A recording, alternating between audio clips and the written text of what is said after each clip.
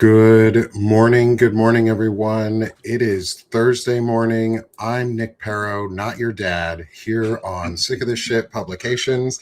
This is a discussion for intelligent masculinity where I am joined by someone many of you may know or who have seen before on some of my shows. I've had vet talks with him. We've had some really incredible discussions. He is just incredible with what he does. Good morning, everyone in the Substackverse, in Twitch, in YouTube, wherever you are tuning in from today. Again, I'm Nick Perro, not your dad, joined by retired Navy Commander Bobby Jones, who is the president for Veterans for Responsible Leadership. He is a contributor to Lincoln Square. He is a policy advocate. He is just an advocate in general. And I'm super excited to get to have a talk with him today. Bobby, do you mind introducing yourself for everyone in the audience? Bobby Jones, I'm just a dude that found myself raising my hand at 18 to go do some crazy things because I said I wanted to see the world, and here we are. I just want to thank you for bringing me on, Nick, because this is one of these last bastions of sanity, so I can yell into the cave and not think I'm crazy. And want to say hello to everybody in the chat. You have one of the best chats on Substack, man. Intelligent. Thanks. Doing things, and I appreciate the invite. Oh, absolutely. And thank you. And the community, I hope you all take that to heart, smash the hearts while you're at it, because he's just a dude who's kicking ass and who's cooler than the average dudes. Thanks, Truth to Power. I appreciate that. And as you all know in the chat, I will respond to you. We will add in some of your comments and feedback into the discussion. I always do. I really appreciate all of the community that we've got. Before we get into our actual interview today, Bobby is the first of two this morning. Next will be with Marlon Weems. If you're catching this live on February 12th, hey, if you're with us for the first time, we also now have a shop. Sick of This Shit is now selling merch. If you would like to get your own notes of the week, now you know, so you can grow left-handed or right-handed coffee mugs, or sweaters, whatever you want. Humble shout out or self-promotion for myself unabashedly, because and my good friend Beth Cruz, who is helping manage the shop and is a volunteer in my community. Thank you, Beth. You're freaking amazing. Also, thanks everyone for being here. Bobby, before we get into the actual interview, I really wanted to get your thoughts on the spectacle that happened yesterday that was supposed to be a congressional hearing. I covered and listened to the whole thing. I'm assuming you listened to the whole or majority of it, because you are very in tune with what's going on. And I'd love to get your feedback on what you saw and where you saw points of positivity out of it, not just the negative, because it was a pretty fucked up morning. Yeah. So overall, my impressions are this: that when the fathers of the democratic system, and notice, I'm not saying the founding fathers of the United States. I'm just saying, I'm talking going back to Rome. I'm talking about real intellectual discussion and debate on policy, whether you're talking Rome, whether you're talking parts of sub-Saharan Africa that did this. No matter where in human history, when these people came up with these concepts, never, ever, ever, ever, ever in their right mind could they have imagined that the most powerful nation on the planet would be subjected to that buffoonery. And what I mean by that is, I have seen 5-year-olds hopped up on every sugar candy known to man that have more coherent arguments and discussions when they disagree than what I saw yesterday. It was a downright disgrace. And here's the thing: the unmitigated gall for Bondi to go into those proceedings with real live victims of what we are now saying is the largest probably cover up in American history. Yeah. She is the chief law enforcement officer. This is the part that I think people forget about her because she panders so much on the political side. She is the number one cop in the United States of America. Okay.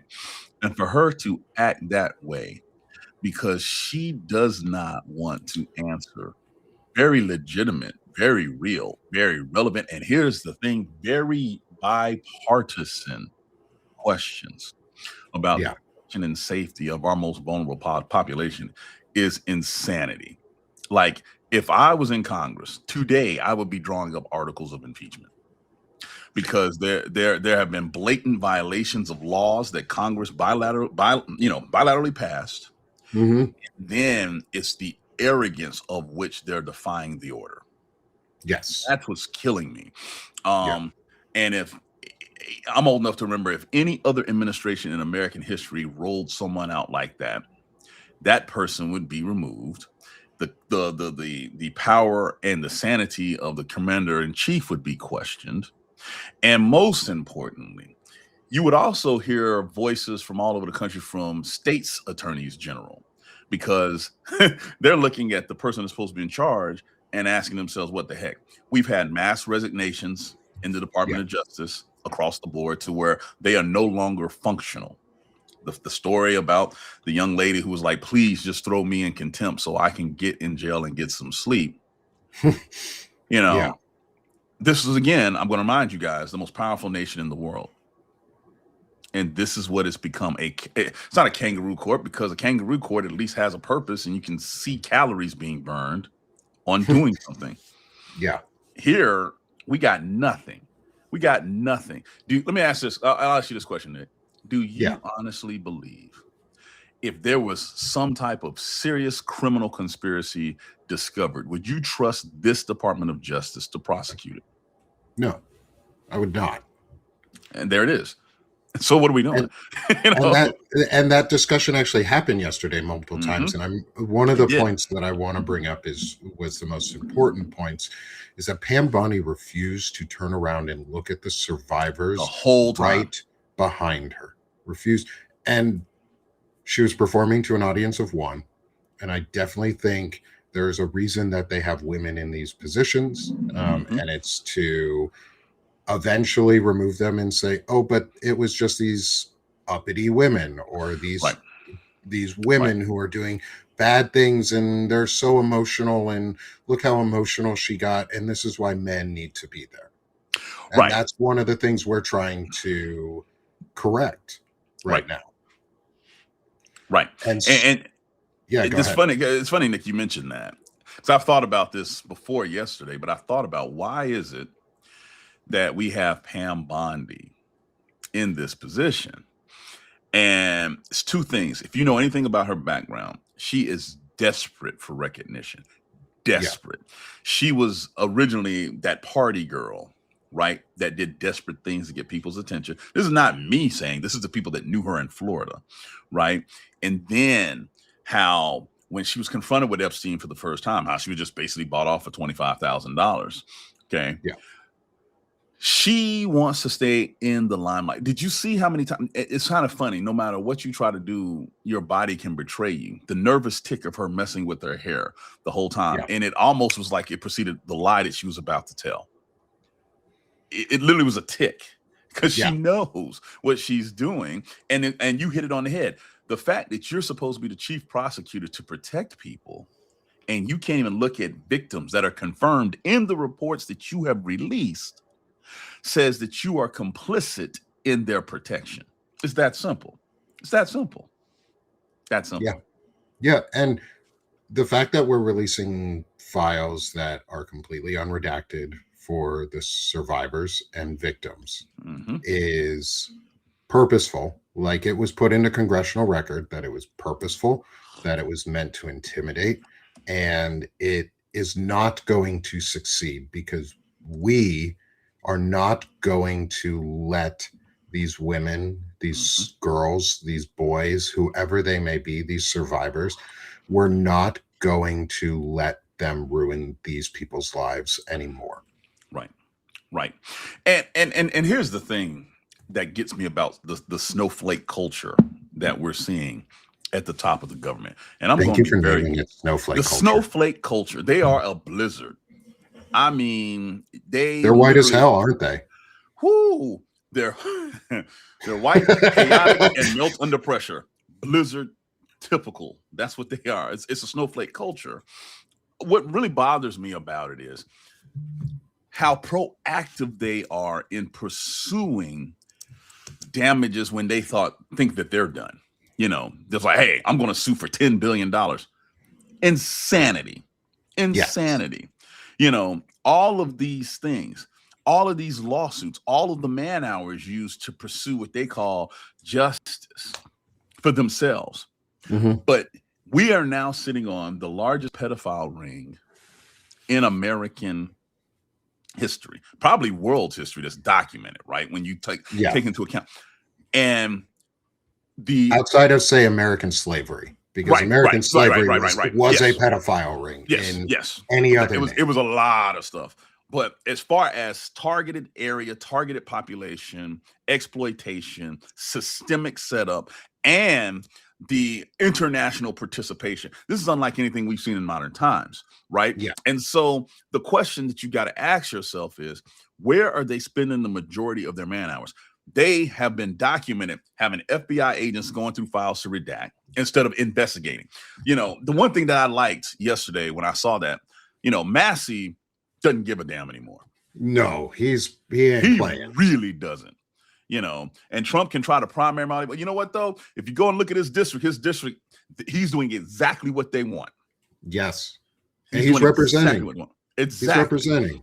And here's the thing: it was his questioning that really stuck out to me, because he got flat out angry. He's like, "What are you talking about?" And if you are a parent, and almost everybody on that committee is a parent, how can you sit there and let this woman do what she is doing? She sits there, plays with her hair, looks at her notebook, and then looks for the pre-made insult to throw at that congressional staff member. You know, but again, state specifically. Oh yes. I mean, what's good for the goose is good for the gander, and yet she has not interviewed the people sitting behind her looking. Yeah, the one where was it? Where they talked about the driver that drove Trump and had to almost pulled over and started beating Trump's ass because he was so pissed off at what he was hearing. That was Ted Lieu, who talked about the alleged murder that Donald Trump was part of, like rape, abuse, and then murder of a child was like that in congressional record, that our president, our current sitting president, is alleged to have been a participant in murder. And no one has even had an interview. Yeah. Do you see what I'm saying? None of these girls. So what did you think of because I want your opinion on her both as a Senate candidate and as a current representative, is Jasmine Crockett of Texas. I think what she did was the baseline standard of what Democrats should be doing. I agree. The energy that she gave, the power that she gave, is what every other Democrat should be matching as the minimum, as like the base standard. And then you should judge people from there. Are they meeting that bar? It's a loaded question towards you. What do you think of her in this moment and in this interview and what she did, rather than asking questions? Is she just spoke and she asked Becca Balint, Representative Balint of Vermont, who had an incredible interview or incredible set of questions towards Pam Bondi. On the Democratic side, it was primarily the women who did in such a powerful job. There were some incredible men out there too. I am not downplaying anyone who did an incredible job. There were some really big letdowns on the Democratic side. Rep. Eric Swalwell talking about yourself. I understand the threats against you are severe and dangerous, but in that moment, it was not the right set of questions you should have been asking. Well, you could have pulled her aside. But what are your thoughts on I got many on this. Let me go backward. Let me talk about Swalwell first, who I think is a good guy in this, that, and other. But let me be very clear. Of the 535 positions that are in the United States Congress, if you did not want the smoke, don't court the fire. You ran for that office. Mm-hmm. Okay, understand, y'all chose, you raised millions of dollars to run for that privileged seat to represent thousands of Americans. Okay, tons of people go for it every 2 years. And now, because you're in the seat and you realize that it's hard or it's potentially dangerous, to quote Sean Connery in The Untouchables, that's the job. That's the job. Okay. If you don't want it, resign. Hell, 20 of them are resigning now. I have They should, zero more sympathy. should. I agree. There should be term limits on these guys to start off with, but that's a whole nother conversation. So spare me your fake your fake courage overcoming. Except I don't care. Yeah. And Swallow's a vet; he knows better, right? Okay, so let's start there. Jasmine Crockett. That is baseline, like you said, energy that the Democratic Party should have. And I think even within the Democratic Party, she scares them, which is why you've heard the backhanded comments or the behind the scenes, but no one wants to put their name on it. You know, she's too this, she's too that. And it's amazing to me, especially when we talk about Black women in politics, how these clowns keep saying they're too this, they're too that, they're too this. You know what they are? They're 100% goddamn real, and they don't care. That's it. You're talking about a demographic that has been abused more than any other demographic in American history, the Black woman. You want to know why there's so many different shades of Black people walking around here and still classified as Black? Because they were raped for generations and still had to take care of their kids, the master's kids, all this other kind of stuff. Hold it together. I don't want to hear it anymore, period, about this. Jasmine Crockett is doing what her job says it's supposed to do. You got 17 jobs in Congress. 17, according to the United States Constitution. And she actually tries to do all of them. Now, the oversight piece is the number one thing Congress is supposed to do outside of budget and declaring war. That's it. To oversee the commander-in-chief. And to they keep him in check or her in check so that they don't become a dictator. Because we were afraid of monarchs when we founded our system. Exactly the point. The whole system was to stop a monarchical rule on these things called the United States of America. Was everything perfect? No. But the founding fathers, if you go and look at some of the stuff they wrote, especially in the Federalist Papers and their correspondence to one another, they said, look, we are not at the point where we can execute this thing properly. We're hoping that future generations will be able to. And we have done the 180 on this. Okay. The fact that I'm in Georgia, where apparently it's come out that they filmed the TP USA halftime show right around the corner from my house down here, and talking about how they have to make stuff up to seem relevant because they realize it's not about the actual people, it's about the perception. That perception matters most in governance for the most powerful nation in the world. Mind-boggling that we are at this point. Again, just less than 10 years ago, we were talking about Barack Obama wearing a tan suit and how people literally had to find fainting couches to lie on.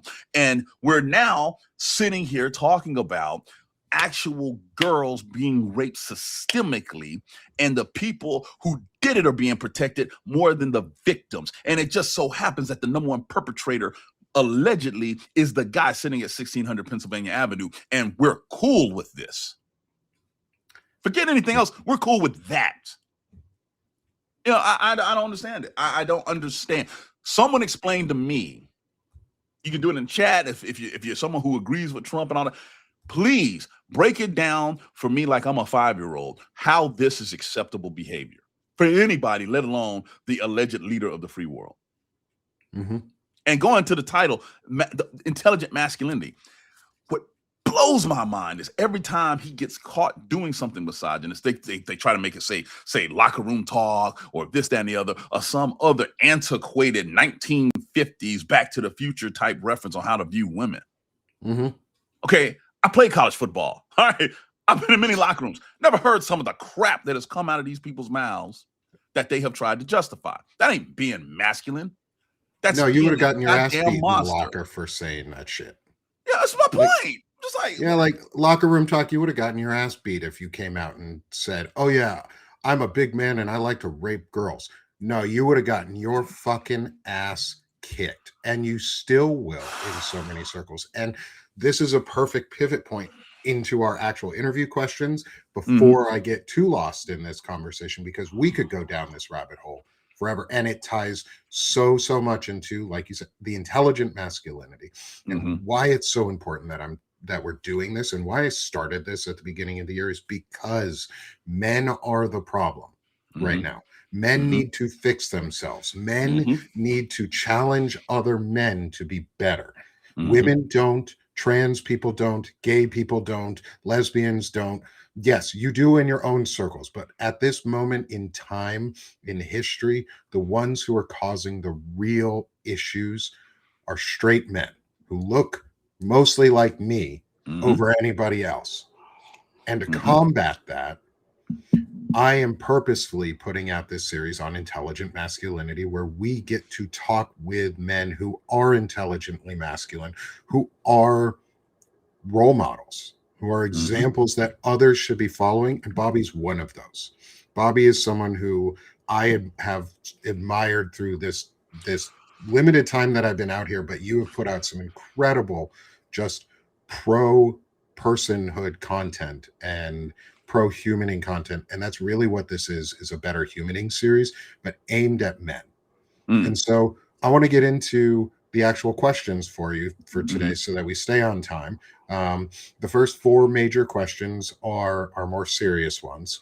And then we get into a little bit less serious with our more whimsical side based on Mulan's I'll Make a Man Out of You. I was mm-hmm. a choir kid when I was in high school and Yeah. college, and we sang in the men's choir. I'll Make a Man Out of You. It was clarion call to action for men. It was the Let's Go Girls for us, and it pumped us up. And I made some questions that I found get you thinking a little bit Mm-hmm. around it.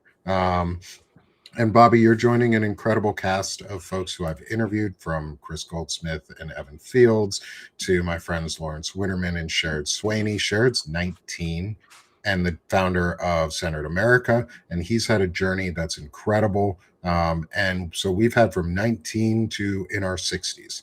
And so Mm. before we get in, if you're okay with it, roughly how old are you, or how old are you? So we can get a I'm range in this series for you. 47. 47. 47. I Nice. had to think Looking about good for 47, brother. that. All my pain's gonna be With all the inside, stress trust me. that's going around in the world, you're looking good. You hold yourself well, and it shows, because one of the things I've talked about is that positive masculinity and positivity and intelligent masculinity reflects outward on Mm. who we are and what we look like as a person compared to others. Because, say, Stephen Miller, who's roughly our ages, between our ages, I'm 36, you're 47, so Mm-hmm. anywhere in that 10-year gap, I think he's somewhere in there, Mm-hmm. is he looks like he's gross, like a gross human being Yeah. compared to you, or He look compared to me. he looks like a treasure trove that was brought to life on a bad wish from a drunk child. Um, I I'm gonna this one will gross you out, but I love this one. Is I call him smegma. He's that yeasty substance you find on an unclean, Yeah. uncircumcised penis. It's a Yeah. yeast infection of a Yeah. person. And if Yeah. he had a tonsure for hair, he would look like a penis just walking around. Like, he's a gross Yeah. human being. He's something Uh, else. but but before we go too far into that, because we could also go down that rabbit hole, is let's get into some questions for you. Mm-hmm. um Mm-hmm. and so the first one is a two-parter, and they're both really important, because both ends of this spectrum of masculinity or humaning are super important to us, and they Mm-hmm. influence so much in our lives. So my first question is, who has been the most influential masculine figure in your life, and why? Oh, that's simple. My dad. So my dad, who unfortunately passed away about let's see, almost 2 years ago now, going a year and a half, something like that. His 75th birthday actually was this week.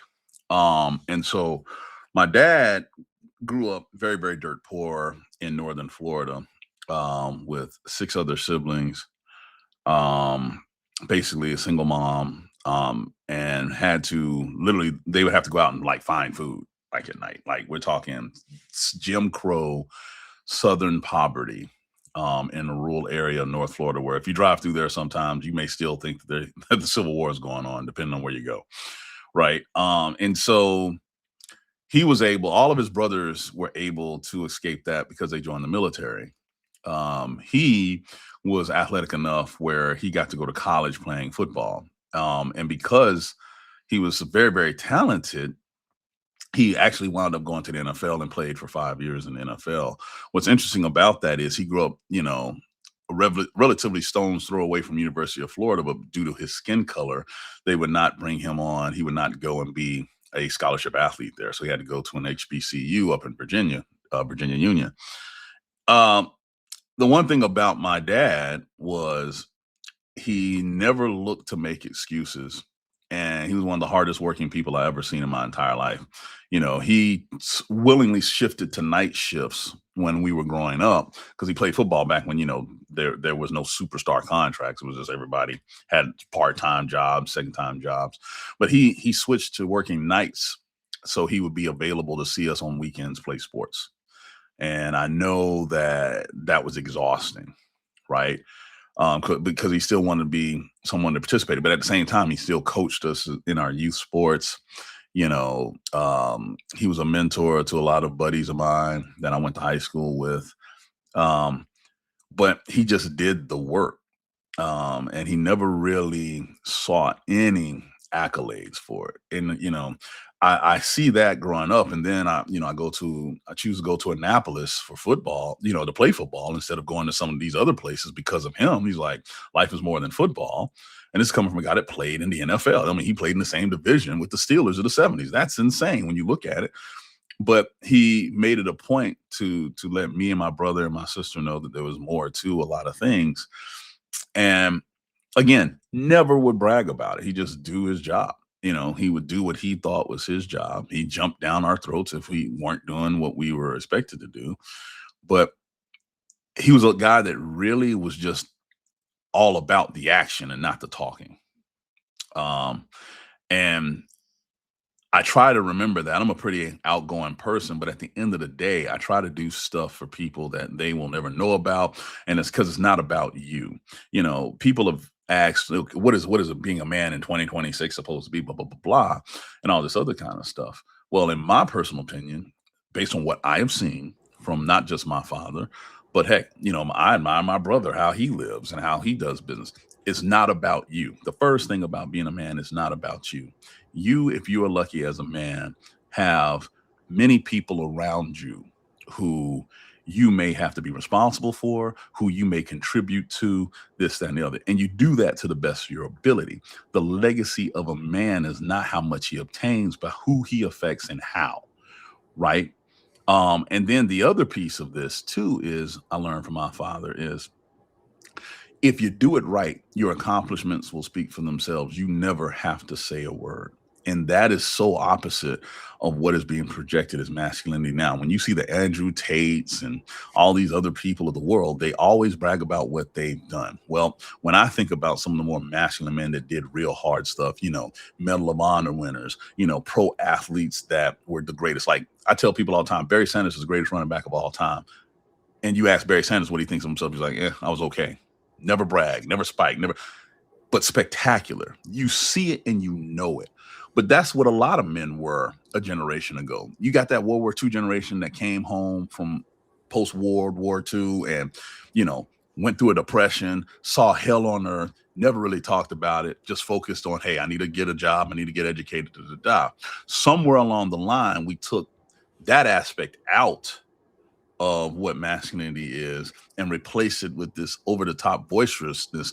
But at the same time, the guys don't have the accomplishments that these other generations have. So yeah, I would definitely say it's my dad. And then the other piece are coaches that I had, in junior, high school and college that gave you a different perspective of how to look at things and to continuously challenge yourself. That is the one thing every male role model in my life, whether it was my dad, whether it was coaches, whether it was, captains and admirals in the Navy. It was the consistent thing of challenge yourself to get better. Do not rest on your laurels. Do not pat yourself on the back when you can be better at something else. And I think that's the biggest thing that's hit me now that I've been able to look back on these things. I love that. I love the idea of service-based leadership is Hmm. one of the things that I pull out of that is like a broad topic or a broad name of what Hmm.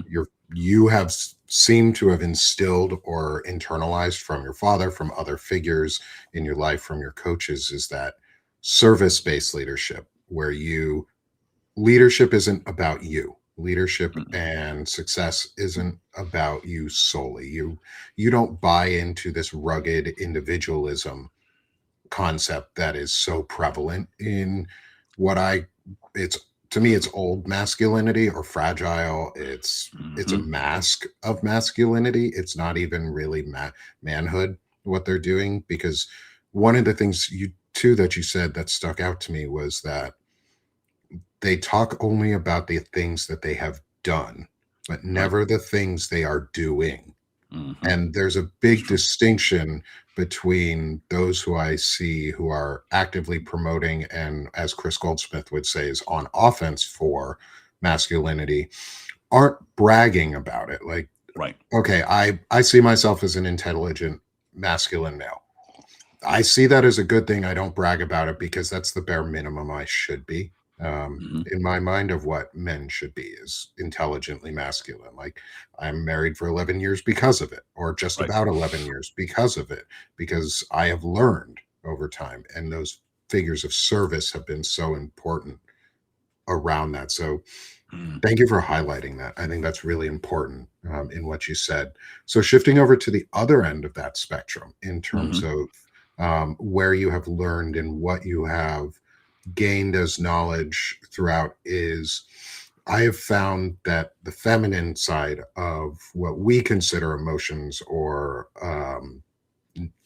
just whatever we ascribe to femininity in a Western society, like Mhm. we ascribe anything that is about emotions or about it, like honesty and self-worth and value, Mhm. as feminine. I Mhm. don't know why. Mhm. They're equally gendered. Like, Mhm. everybody can have both. Like, you can be strong and intelligent and emotional and controlled. Like, you can have all of it. But to me, it's important to see the feminine side and specifically call it out and Mhm. shout out Mhm. the importance of it. So, building on the masculine figures in your life, who has or who have been the most influential feminine figures in your life? Well, it's funny because, traditionally, I can easily say, my mother, as a woman, and my wife as a woman, but at the same time, those two in particular have this thing, and that to quantify it, it's more around the strength aspect. Here's the thing: the emotional piece, when you're talking about men and women and the roles that emotions play. I have been lucky enough to be around people where the emotion is fuel to fire. And I mean, it creates a resolve. So when I think about the women in my life, my mother who gave me life, my wife, my two daughters, my sister, all of them have this reoccurring thread of strength, right? And what's interesting, going back to what you said earlier about Jasmine Crockett, they're like, oh, she's too emotional, blah, blah, blah, this, that, and the other. But yet, here's the thing that you want to classify as being in touch with emotion is literally what's powering her to say and do things everybody else lacks the courage to say. And to me, if you are a man and you are trying to be a leader, say a head of a household, head of a company, blah, blah, and you cannot relate to other people's emotions, starting with your own, then you're going to be way less effective. Why? Because all we can do is prepare ourselves on how to live life. We cannot sit there and predict what life is going to do. And if you don't know how you emote, right? How you react to certain things, then how can you be the most effective man you can be if you shut off that entire section of your personality? And this is coming from a guy that, my last appointment, my wife's like, you're getting out the Navy, because I was so emotionally spent and drained. And then, to be honest, cutting myself off from a portion of my emotional spectrum to just finish the job. And to this day, you wonder, did you do it the most effective way because you were not at peace with how you process things via your emotions? So my thing is, if you don't know how to deal with your emotions, and more importantly, other people's emotions who rely on you, you're operating in a handicapped capacity, because human beings are not designed to be that way. If you don't think, I'll give you a perfect example. If you don't think Abraham Lincoln did not cry writing a letter to a mother her only son had been killed, you're crazy. Okay. If you don't think that Dwight D. Eisenhower did not have the most high level of anxiety on June 5th, 1944, you're insane. They all did. And they had to learn how to deal with it to become more effective leaders and just men in general. Yeah. Yeah. You touch on a huge piece there, is the effectiveness of emotional regulation, Mm-hmm. and using that emotion to fuel and power forward movement rather than self-pity, and like incel culture, to be specific. If Mm-hmm. we're going to Mm-hmm. give a name to it, is what we have allowed a lot of white men to just fall into, because we did. We Mm-hmm. did. We allowed it to happen. White men specifically allowed ourselves to be bought into the narrative that Mm-hmm. domination is strength, and Yes. that violence is power rather than knowledge and emotional regulation and support. And so I think, Nick, that's the ironic thing to me, right? yeah, That population, let's focus on them just for real quick. The way they have acted out, but at the same time, they launch their rage at women who yes, ironically have to regulate their emotions more than anybody else in order to just make it through the day, when you think about it, right? yep, When you when you sit there and you hear of one of these dudes online losing their minds, blah blah blah, and they live in a system that has given them every advantage, and because their expectations have not been met, they want to be angry. Those who are not part of that group look at them like, what? Women, minorities, this, that, and the other. And this gets to the most important piece, I think, about being a man, and that is the resiliency. Whether you're talking physical resiliency, emotional resiliency, all of these pieces that say, hey, you got knocked down, you need to get up. And you got to get up because you're supposed to be a protector. You're supposed to be someone that's reliable.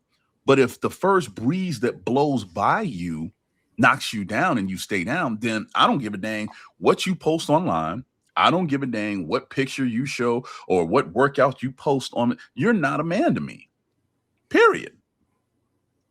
true. So, what asking the next question in our interview here, in our interview set itself here, is, if you were to put a definition to it, what does intelligent masculinity mean to you?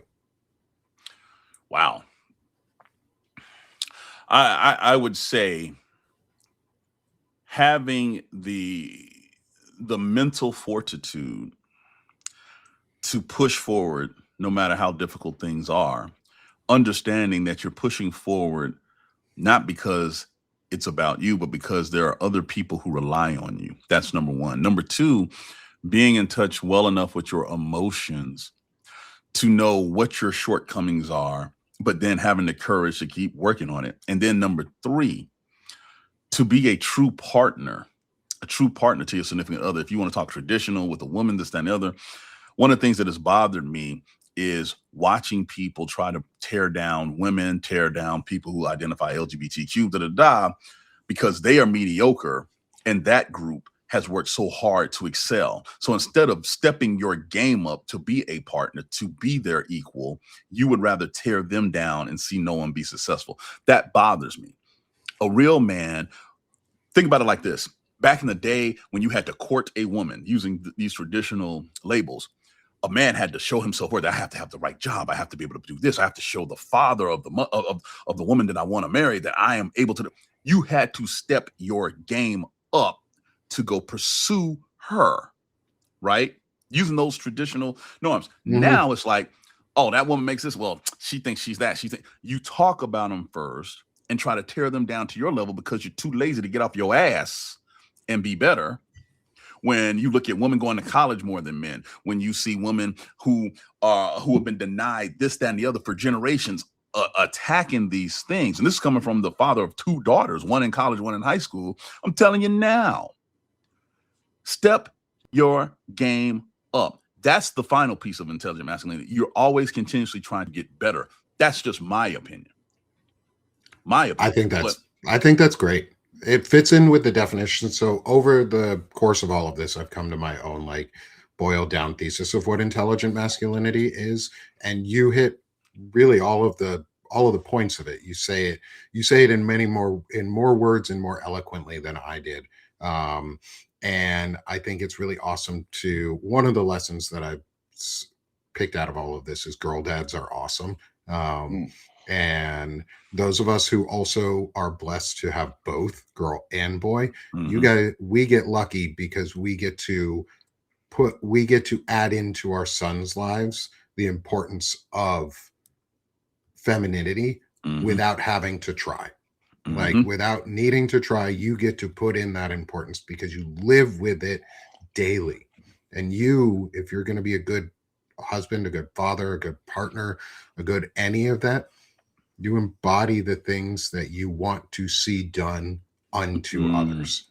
And Mm. so Simple. to me, intelligent masculinity is the refusal to outsource accountability onto others and the discipline Mm. to live with the consequences of your values and actions. Be they Mhm. be good consequences or bad consequences, you're disciplined enough to live with them. And you explained all of that and encapsulated that in how you view your life and the things around you. So, building on what you've already discussed with me about this, is how do you intentionally model those behaviors in your own life? Um, it's it, it's not as hard as you would think, but it's not as easy as it should be. I guess that's the best way I would describe it. So, for example, um, the environment that I was raised in, my parents would always stress to us, the kids, never really be satisfied with what you're doing. You know, Jimmy Johnson, when he coached the Dallas Cowboys when they were good, you know, a generation ago, he said something to the effect of, you're either getting better or you're getting worse. There is no in between. So when you come out here to practice every day, did you get better? Did you get worse? There's no in between. And I never forgot that because as a young man, you kind of in the back of your mind, just like, dang, I really just wasted a day because I got worse today, this, that, and the other. So that's the first thing. Am I getting better as a person, as a man, as a husband, as a father, all of those things? Or did I get worse? The other piece that really has driven my mindset, and it's a lot more after I got out of the Navy, is defining the dash.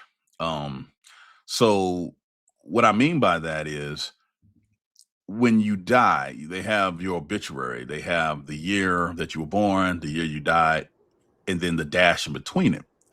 And I didn't come up with this concept, but I think it's the most glaring thing on my mind.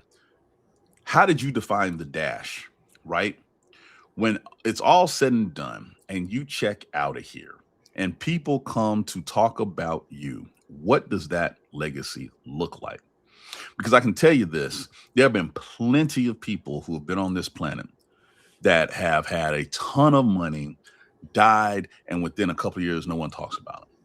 And then you've had some of the most broke, most poverty ridden, most uneducated people literally change society, and we still speak of them hundreds of years later, right? As a man, in a system that, to be completely blunt and honest, is a patriarchy based system, your impact can be enormous, whether we're talking local in your little neighborhood, on your, you know, your little league teams that play, or globally and historical, like President of the United States, this, that, and the other.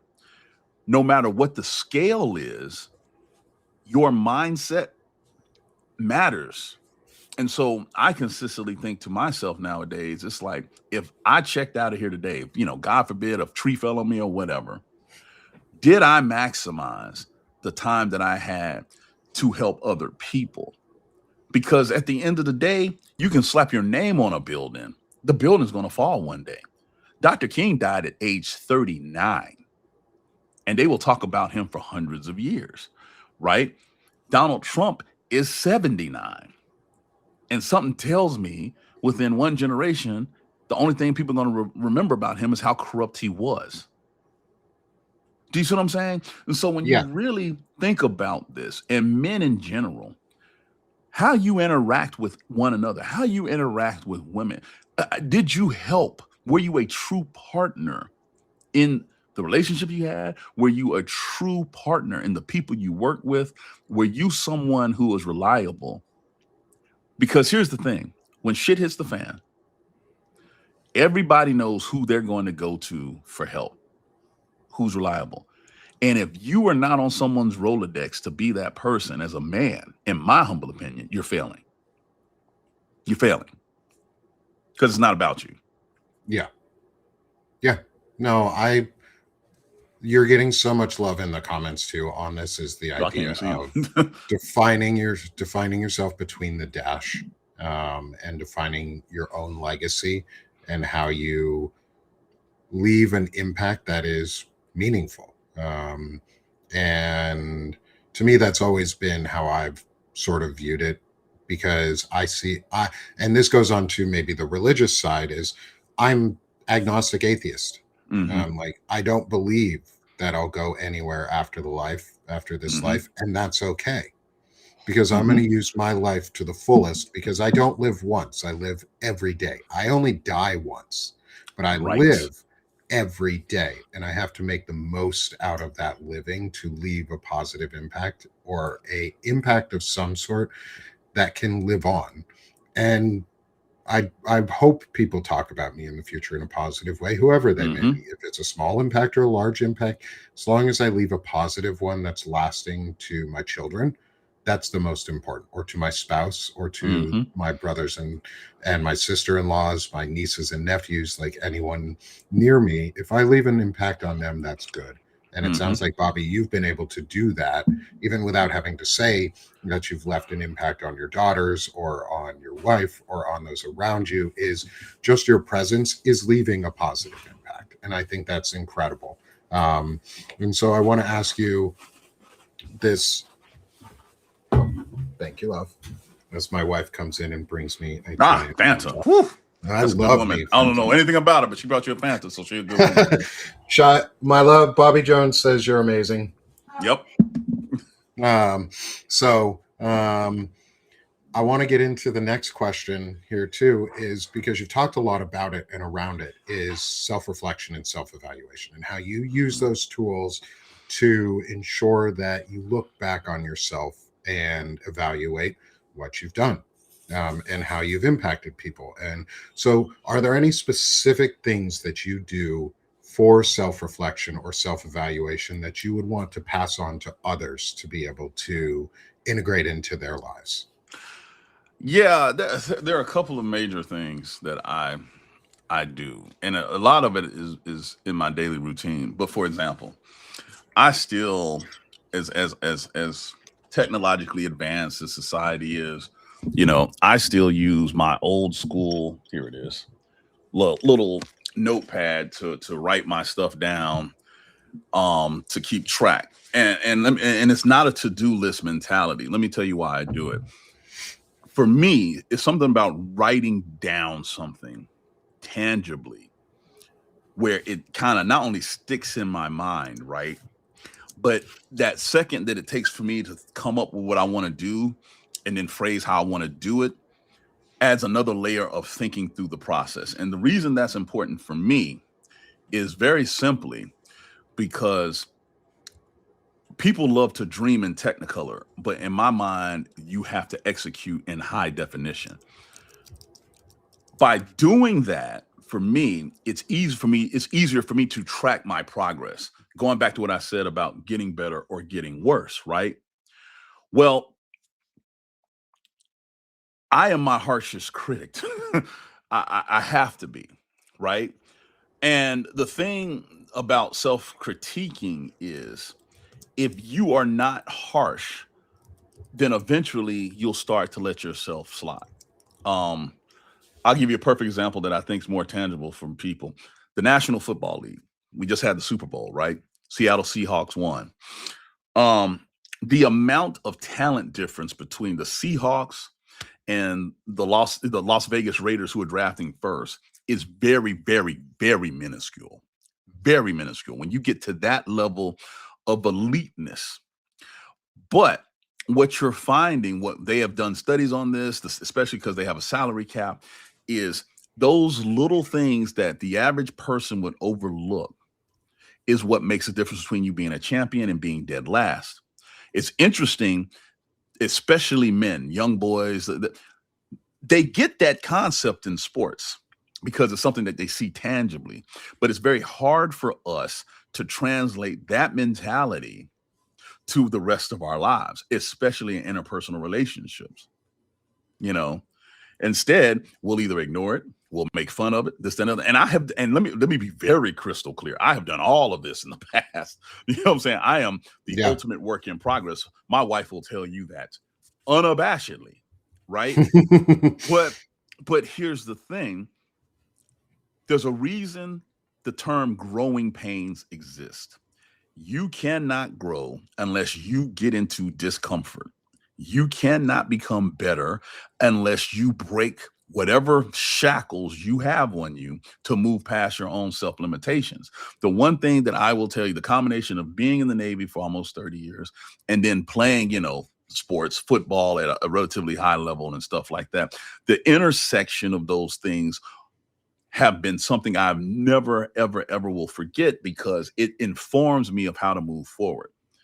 You want to do hard things, expect to go through hard times, right? You want to you want to create something that lasts where your children and your grandchildren and your great grandchildren can look back with pride about how you conducted yourself. Then be prepared to do some things that are going to be hard that has a generational impact. For some reason, the term or the definition or how modern society looks at manhood vice what it actually is going to take to meet the requirements you project, there's this disconnect. And what bothers me the most is instead of viewing other people, whether you're talking about women, whether you're talking about spouse, as people who are in true partnership to help you along this journey, and in many ways, Sherpa you through this journey, we look at them as accessories that can be casted off when you think someone is going to steal shine, this, that, and the other. It's asinine to me because I can't think of anything that one man, I don't care what emperor it was in the ancient time, blah, blah, was able to accomplish by themselves. By themselves. Can't do it. If this was the case, then all these apex predator men would be living by themselves in caves and jungles, coming down just to hunt and procreate and go back into caves. No. We live in nice air-conditioned heated units in nice manicured lawn societies because we collaborated and got better. And so I believe that my personal self-improvement comes from being overly harsh, and then the love of my life, the wife pulls me out and be like, you're okay. This is not bad. Let's take an account of how far you've come. And then you go back to the grind, and this is where I think that incel community, that's where they miss out. They don't have anybody to pull them out of that hole. So they just go with other like-minded people. And it's the ultimate groupthink scenario gone wrong. Right. Yes. And so and I say we as a society, not just men, we need to look out for those people and other vulnerable people, because as they become more disassociated with society and reality, the more susceptible they are to this ridiculousness. And the next thing you know, you have what happened in Canada this week happen. Yeah. Those are the results, because we as a society, we as men, all these other people failed to do our due diligence helping someone else. Yeah. So lightning round, because we've got just a couple minutes left, Yep. and I've got another one of these right after this. So I want to make sure I try and get into our let make a man out of you questions, the Mulan song. So lightning round, these are fun, and a little bit whimsical for you. So Okay. to you, what would it mean to be as swift as a coursing river? As swift as a coursing river.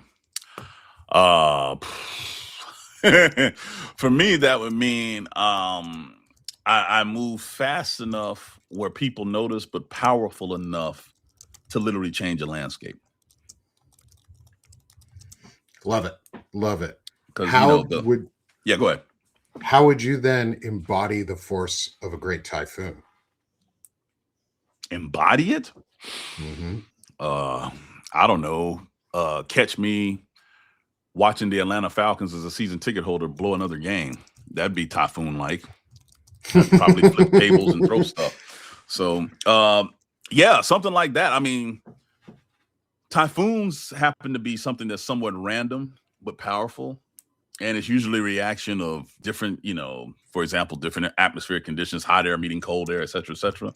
So yeah, me at a sporting event watching my favorite team give a game away. I love it. You mean like when the Patriots beat the Yep, Falcons? like in Super Bowl 51. Yes. Yes, Yep. yes, damn it, yes, Nick. Hey, I watched that live with a Falcons fan, and I was a Pats fan at the time, and it was so fun to just remind them, hey, 25 points, 25 points. You just blew that lead, and we just walked it right over you there. Hey, Falcons, good job. Trying to make it. So, next question. How are you as strong as a raging fire? Because I refuse to be put out no matter what someone or what society may say. And it's kind of funny. I've actually had to use that analogy to get myself hyped, to be honest. There were times in my younger years where I could have quit, probably should have quit, and refused to quit because I'm stubborn. And most importantly, I have a lot of petty. Petty is the top secret fuel of greatness. When someone says you can't do something, it's like a switch goes off in my mind. Love that. Love it. And finally, this one is the hardest of them, but is also, in my eyes, the most fun of them. Is how are you as mysterious as the dark side of the moon? Oh, I'll tell you exactly what. because of the career profession that I was in, and I got to travel around the world and deal with different people. Because of the permanent suntan that I have on my body, people definitely underestimated my cognitive abilities. And so I would play into it. I would go over the top to play into it. And then usually within a month of someone knowing me, they'd realize, oh my God, he's not stupid at all. He's pretty smart. And you, if you're lucky, you get to save it for a dramatic moment. And basically once every tour that would happen. And I had a conversation about it. Yeah. I had a conversation about it one time with a friend of mine. It's like, have you been sandbagging all this time while I was in Colorado Springs? And I said, yeah. And then I asked him a question in return. I said, why do you think I was sandbagging? Well, because, you didn't come off as someone that would know this, that, and the other. And I said, well, no one ever asked me, but why did you assume I didn't know such and such? The United States government paid money to send me on orders here based on my expertise.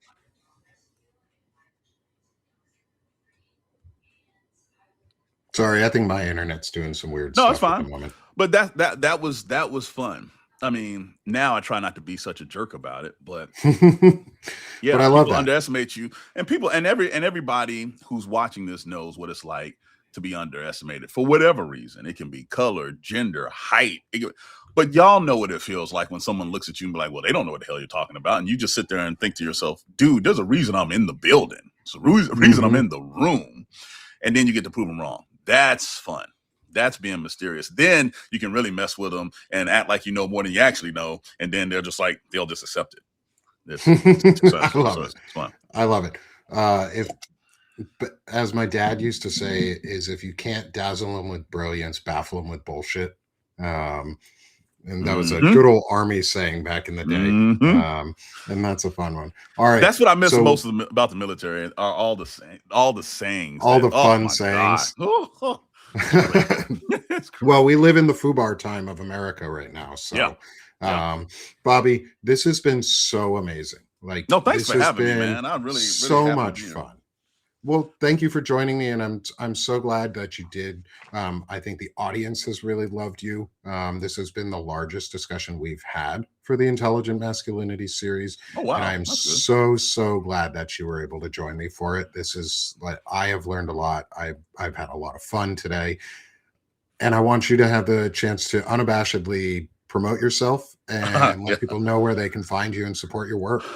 Like you mentioned earlier, I'm a contributor on Lincoln Square, which is affiliated with Lincoln Project. So you can see the QR code right there on the screen, and we have a weekly live stream called Anchor Watch Tuesdays, and we just had Congressman Jason Crow on this week, and that man is doing serious work. He's doing a great job. And we tried our best to get subject matter experts on, so you can hear it from the horse's mouth and people who've been there and done that, not just someone pontificating thinking it sounds cool. And then once a week, if you turn on Midas Touch Network Saturday mornings on YouTube, you'll probably see a video from me that I contribute weekly there. But I appreciate the support. And Nick, you can ask me anytime to come on. I'll come on, man, because I love coming on your shows. I appreciate that a lot. I really do. This has been amazing. Again, thank you, Bobby. Thank you, everyone in the audience, for, if you're on Substack, smash the heart one last time and hit the chyron in the top of your screen. Subscribe to both Bobby and myself. This is cross-platforming on both my Sick of This Shit Publications Network and Banner and Backbone Media. So if you're on either one, thank you for being here with us. Thank you for joining this community. And if you're catching this live, tune in here right after this. I'm going to be hopping on with Marlon Weems for another incredible discussion into intelligent masculinity. Bobby, thank you so much. Everybody else, thank you all. Thanks, everyone. Have a great day. Mm-hmm.